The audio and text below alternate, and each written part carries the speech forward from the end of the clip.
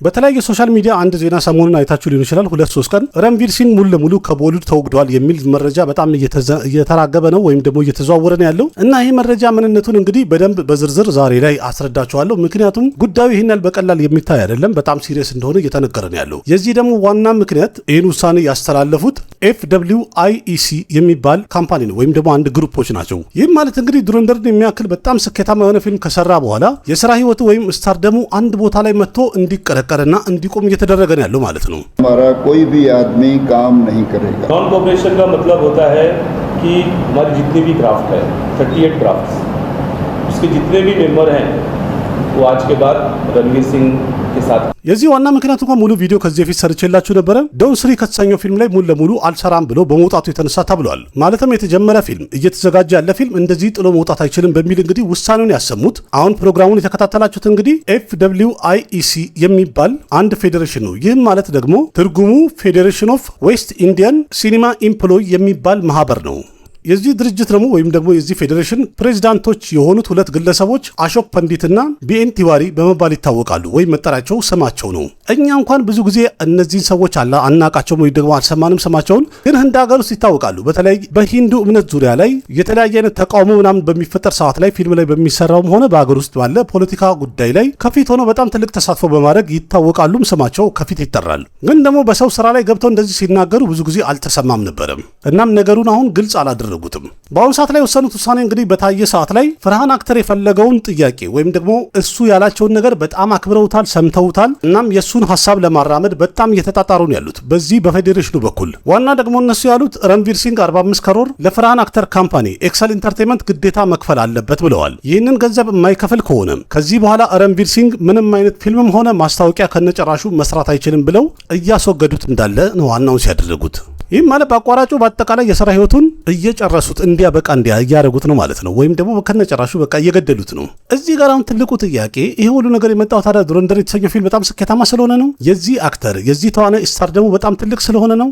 አንዳንድ መረጃዎች እንደሚያሳዩት እንግዲህ በዱረንደር ፊልም ድንበር ተሻግረው ወይም ከቦርደር ውጭ ያሉት ሀገራት የተናደዱትን የቀኑትን ያህል አገር ውስጥም ያሉ ወይም በህንድ ውስጥ ያሉ ደግሞ የተለያዩ ሰዎች በጣም ቀንተዋል። ከቀኑ ደግሞ ቅናታቸውን በትክክል እያራመዱ रणवीर सिंहን ለመጣል እንዲሁም ደግሞ በጣም ለመቅጣት ጥረት እያደረጉ ነው የሚሉ አንዳንድ ሪፖርቶች ይወጡ ነው ያሉት። ግን ደግሞ ትክክለኛ ነገሩን ስናየው रणवीर सिंह በትክክለኛው ኤክሰል ኢንተርቴንመንትን ወይም ደግሞ ፈርሃን አክተርን 45 ከሮር እንዲከስሩ አድርጓቸዋል። ይሄ በጣም ትልቁ ጥያቄ ነው። 45 ከሮር ሲባል ቀለል አድርጋችሁ እንዳታስቡት 4.7 ሚሊዮን የአሜሪካን ዶላር አካባቢ ማለት ነው።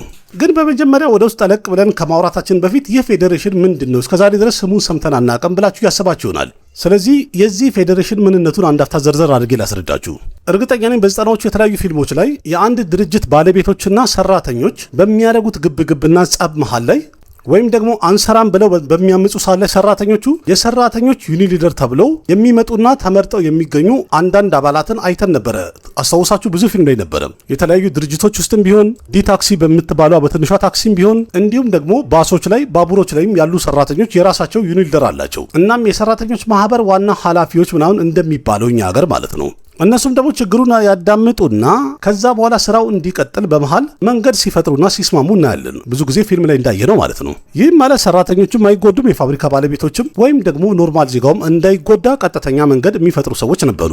ስለዚህ በአሁኑ ሰዓት ላይ FWIEC የሚባለው ይህ ፌዴሬሽን ልክ ድሮ እንዳየነው ለሰራተኞች መብት የሚታገል ፌዴሬሽን ነው ማለት ነው። ግን ደግሞ በዘጠናዎቹ እንዳየነውም ዩኒሊደር የተባሉ ሰዎች ወይም ከፊት የተመረጡ ሰዎች ከድርጅትና ከፋብሪካ ባለቤቶች ጋር በገንዘብ ይስማሙና በሙስና የሰራተኞችን ድምፅ በመደበቅ መብቱን እንዳለ ለባለ ሀብቶቹ በማድረግ የተለያየ ጊዜ ሲሰሩ ወይም ወንጀል ሲሰሩ ብዙ ጊዜ እናይ ነበረ። በተለይ የአኒል ከፑር ፊልሞች ላይ ብዙ ጊዜ አይተናል። እና ታዲያ አሁንም እንደዛ ነው እንዲተፈጠረው። በእርግጥ रणवीर सिंह ይናል ደካማ ሰራተኛ ነው ብለን የምንለው አይደለም። ግን በአንድ በኩል ስናየው ፈርሃን አክተር ልክ እንደዛ እንደ ድርጅት ባለቤቶች እንዲሁም ደግሞ WFIC የሚባሉት ልክ እንደነዛ ዩኒሊደሮች ሆኖ በአሁኑ ሰዓት ላይ እየታዩ ነው ያሉት።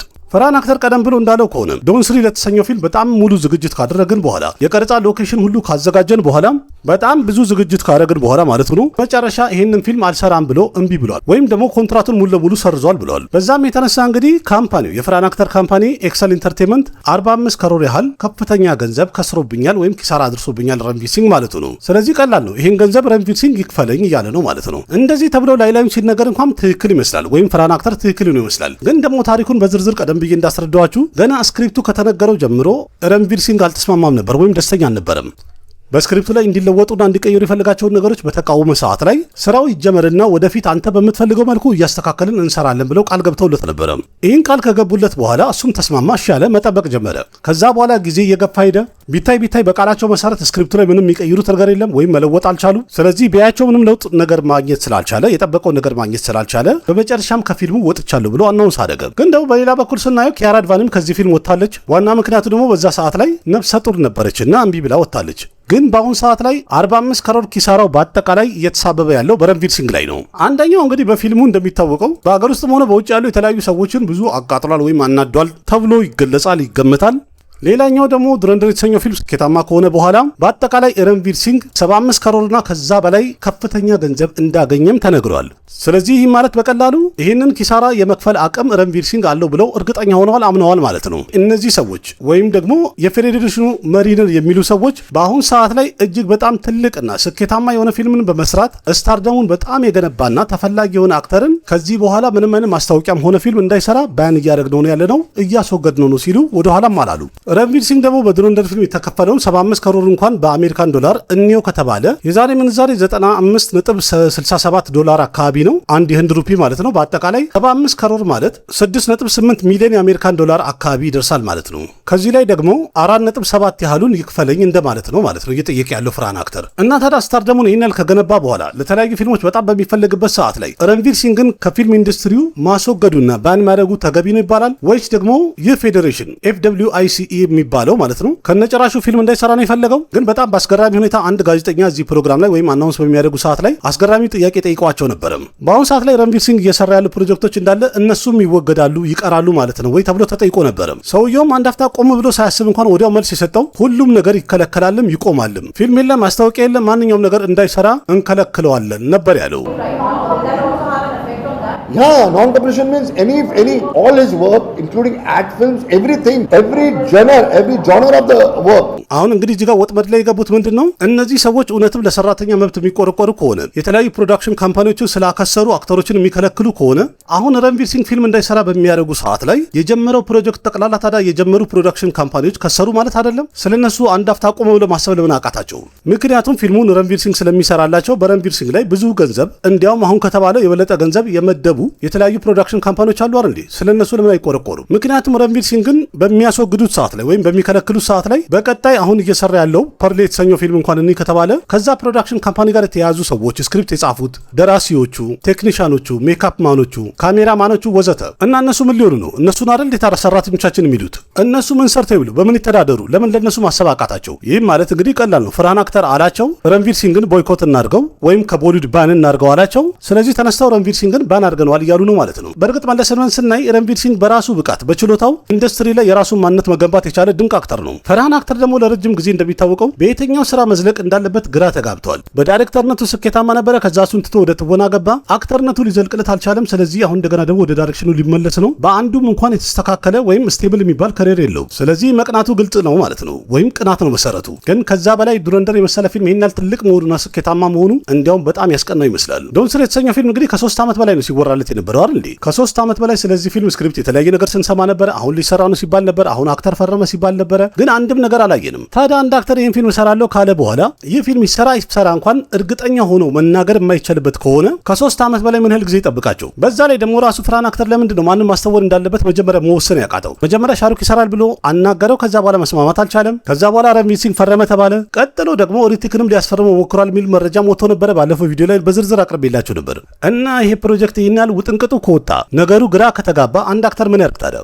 ግን በጣም የሚያሳዝነው ዛሬ ላይ ረንቪር ሲንግ በቃ አንድ ፊልም ይሰራል ከተባለ ያ ፊልም ስኬታማ እንደሚሆን ጋራንቲ ወይም እርግጠኛ የሚሆንበት አክተር ሆኗል። ማንኛውም ፕሮዳክሽን ካምፓኒ ረንቪር ሲንግ በአንድ ፊልም ላይ ይተውናል ከተባለ እንደ ውሃ ገንዘቡን ለማፍሰስ ዝግጁ የሚሆንበት ሰዓት ነው። ነገሩ በጣም የሞቀበትና የበሰለበት ሰዓት ነው። በዛ ላይ ደግሞ ትልቅ ፊልም ይሰራ ከሆነ በጣም ብዙ ሰዎች በዛ ፊልም ላይ ይሳተፋሉ ማለት ነው። ይህም ማለት የስራ እድል እየፈጠረ ነው ያለው። ስለዚህ አንድ ሰው ተነስቶ ጠየቃቸው። 45 ከሮር ከስር ያለውኝ አስከፍሉልኝ አላቸው። እሱንም ለማስደሰት ሲሉ እነዚህ ፌዴሬሽን ተብዮቹና መሪዎቹ ዋና የበላይ አካሎቹ ፍርሃን አክተርን ለማስደሰት ሲሉ እንግዲህ ቀጥታ ይህን ውሳኔ በገገማው እየወሰኑ ነው ያሉት ማለት ነው። ከፊትም ከኋላ ምንም ነገር ሳያገናዝቡ። ምክንያቱም በሌላ በኩል ሲታይ የእነሱ ውሳኔ ማለት እኮ የሚከራከሩላቸው ሰራተኞች የተባሉትን ማህበረሰቦች ወይም ግለሰቦች እንዳለ እያከሰሩ ነው ያሉት። ይህንን ግን ማየት አልቻሉም። ግልጽ ነው ለፍርሃን አክተር ወይም ደግሞ ለኤክሰል ኢንተርቴንመንት ፌቨር እየሰሩ ነው ያሉት። በዛ ላይ ደግሞ በፕሪ ፕሮዳክሽን ስራ ላይ አንድ ፕሮዳክሽን ካምፓኒ ገንዘቡን ካወጣ ወይም አንድ ካምፓኒ ገንዘቡን ካወጣ በረንቪር ሲንግ ቦታ ወይም ደግሞ በአክተሩ ቦታ ሌላ አክተር ማስፈረም ይችላል እንዴ? ያኛው የመረጡት አክተር ከፈረመ በኋላ ደግሞ ለፕሪ ፕሮዳክሽን ስራ ያወጡት ሎኬሽን ያወጡት ገንዘብ እንዳለ ቀጥሎ ፊልሙ ሲሰራ በዛው ቀጠለ ማለት እኮ ነው። ስለዚህ ፍርሃን አክተር ከሰርኩኝ የሚለው ምንን እንደሆነ ራሱ ግልጽ አልሆነም። እንደው እንኳን እሺ ረንቪር ሲንግን አስቦ ለፕሪ ፕሮዳክሽን ስራ ይሄን አልወጪ አወጣ ቢባል ቢበዛ እንኳን 45 ካሮር ይደርሳል። እነዚህ ሰዎች እንግዲህ የመሪ ቦታው ላይ ስላሉ ተደናብረውና ቸኩለው የማይረባ ውሳኔ እየወሰኑ ነው ያሉት። የተቀመጡበትን ወንበርና ቦታም አለዩትም መሰለኝ እንጂ ግራና ቀኙን አይተው በደንብ አገናዝበው መወሰን ነበረባቸው። ምክንያቱም ከፊልም ጀርባ ያሉ የተለያዩ ሰራተኞችን ለነሱ መብት ነው የምንከራከረው ብሎ የተቋቋመው ካምፓኒ ወይም ድርጅት ወይም ማህበር አሁን መልሶ በሚሰራው ስራ ወይም አንድ አክተርን ፊልም እንዳይሰራ በከለከለ ሰዓት ላይ በተዘዋዋሪ እነዛኑ ሰራተኞች እያከሰረ ነው ያለው። ሁኔታው ሲታይ እንኳን ፍርሃን አክተር ሙሉ ለሙሉ ረንቪር ሲንግን ከኢንዱስትሪ ማባረር እንደፈለገ በደንብ ያስታውቃል። ምክንያቱም እዛኛው ፕሮግራም ላይ በደንብ አስረድቻችሁ ነበረ። መጀመሪያ ረንቪር ሲንግ ፈልጎ የነበረው ዱረንደር የተሰኘው ፊልም ከመውጣቱ በፊት የዶን ስሪን ቀረጻ ማጠናቀቅ ፈልጎ ነበር። ግን ደግሞ እንደሚታወቀው በላይ ፊልሞቹ ፍሎፕ ሆኖ ስለነበረ የፍርሃን አክተር ፍላጎቱ የነበረው ዱረንደር የተሰኘው ፊልም ለእይታ ይብቃና ያ ፊልም ስኬታማ ከሆነ አክተሩም ተፈላጊነቱ ከፍ ይላል፣ ስሙም ያድጋል። እዛን ጊዜ ዶን ስሪን እንሰራለን ብሎ አስቦ ነበረ። ግን ያ ፊልም ሂት ይሆናል ብሎ እሰራለሁ ብሎ አስቦ የነበረው ያ ፊልም እንግዲህ እንደሚታወቀው ኦል ታይም ብላክባስተር ሆነ። እጅግ በጣም ከፍተኛ ገንዘብ የሰበሰበ ሆነ። እንደገና የረንቪር ሲንግ ስታር ደግሞ በጣም ጣራ ነካ። በዚህ ሰዓት ላይ ዶን ስሪን ቢሰራለት ምን ያህል ትርፋማ እንደሚሆን በደንብ ያውቀዋል። ግን ደግሞ ረንቪር ሲንግ ከዚህ በኋላ እንደዚህ አይነት ፕሮጀክቶችን ከነጨራሹ አልሰራም፣ ከስታር ደሚ ጋር የሚሄዱን ፕሮጀክቶችን መርጬ ለየት ያሉ ኮንሰፕቶችን አንስቼ እሰራለሁ ብሎ እምቢ ስላለው በጣም ተናዷል።